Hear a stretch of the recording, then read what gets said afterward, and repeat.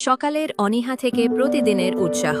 সকালবেলা ঘুম থেকে ওঠা আর স্কুলে যাওয়ার নাম শুনলেই বাবুদের শুরু হয় হাজারো বাহানা, তাই না? কিন্তু আপনার বাচ্চার প্রিয় চরিত্রের ব্যাগটি যখন তার সঙ্গী হয়, তখন দেখুন তো সব কেমন বদলে যায়। স্পাইডারম্যানের ব্যাগ পেলে মনে হয় যেন নিজের কাছেই এক টুকরো সুপার পাওয়ার রয়েছে, যা সব ভয়কে দূর করে স্কুলে যাওয়ার আনন্দকে আরও বাড়িয়ে দেয়।